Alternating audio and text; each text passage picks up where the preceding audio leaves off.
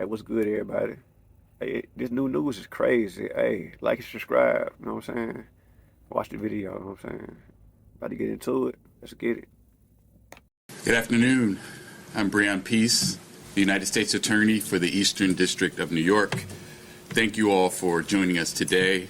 With me today are James Dennehy, Assistant Director in charge of the FBI's New York Field Office. We have Deputy Chief Carlos Ortiz, Commanding Officer of the NYPD Special Victims Unit. And we have my office's outstanding prosecution team, Aaron Reed, Megan Farrell, and Philip Pilmar.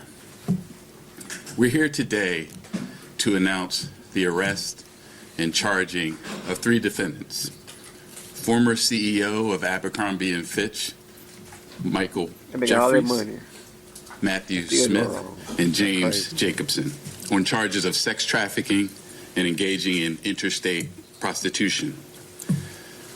Powerful individuals for too long have trafficked and abused for their own sexual pleasure young people with few resources and a dream of securing a successful career in fashion or entertainment. To anyone who thinks they can exploit and coerce others by using the so-called casting couch system, this case should serve as a warning. Prepare to trade that couch for a bed in federal prison. The message from today's prosecution is clear.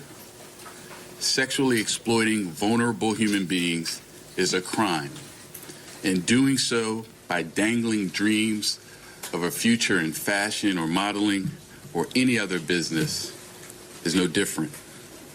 My office and our law enforcement partners will always prioritize standing up for victims, no matter their gender and no matter how powerful the wrongdoers think they are. We will hold them to account. As we allege in the indictment, between 1992 and 2014, Michael Jeffries was the chief executive officer of Abercrombie and Fitch. Abercrombie was a widely known clothing retailer with stores around the world. Aspiring fashion models knew that a place on one of Abercrombie's iconic ads could be the ticket to success in the modeling industry. But while Jeffries was the CEO of one of the most recognizable clothing retailers in the world, he was using his power, his wealth, and his influence to traffic men for his own sexual pleasure and that of his romantic partner, Matthew Smith. The charging documents describe in graphic and disturbing detail the violent and exploitive acts these defendants perpetrated, for which they will now face justice in a court here in the Eastern District of New York. So here's what's alleged in the indictment. Jeffries and Smith employed James Jacobson to act as a recruiter to find men. Jacobson engaged in, quote, tryouts with men across the world where he would typically pay them to engage in sex acts with him. Following the tryouts with Jacobson, Smith would often then personally approve whether the men who were selected would meet Jeffries and Smith.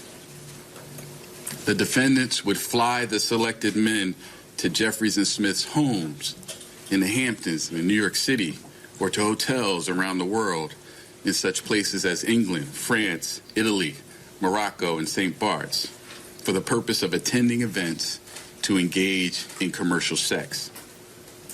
But beyond simply hiring men for sex, Jeffries, Smith, and Jacobson used force, fraud, and coercion to traffic those men for their own sexual gratification. For example, as alleged, the defendants employed a referral system and an interview process that did not inform the men of the details of the sex events before they attended, including the full extent and nature of the sexual activity that would be required of the men at these events.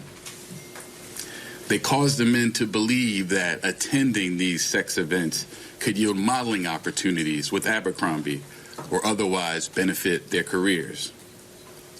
Smith and Jeffries employed a secret staff to operate these sex events. The staff ensured that the men signed non-disclosure agreements and handed over their personal items, such as their phones, before the start of the events to maintain the secrecy of these events.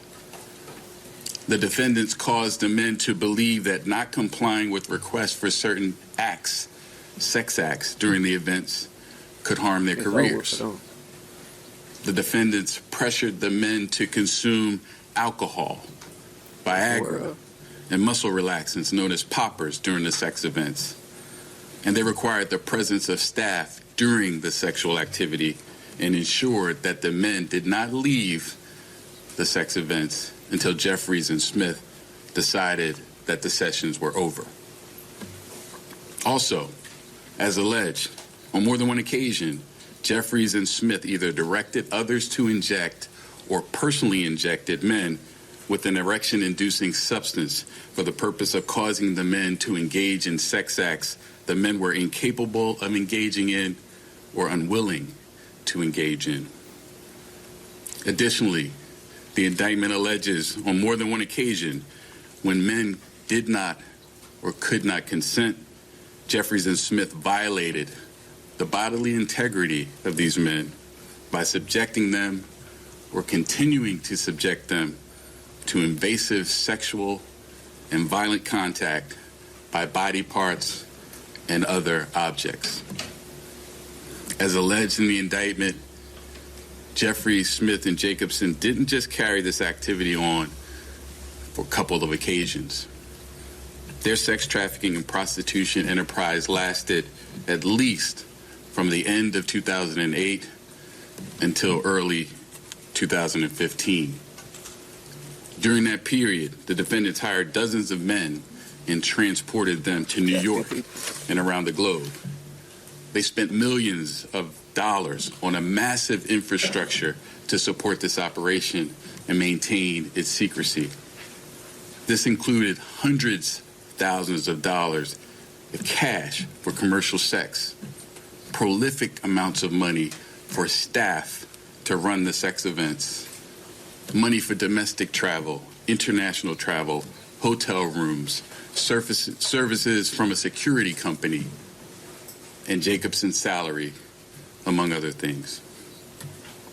Now, this investigation remains ongoing. Although there are 15 John Does identified as victims in this indictment, this interstate prostitution venture encompassed dozens and dozens of men.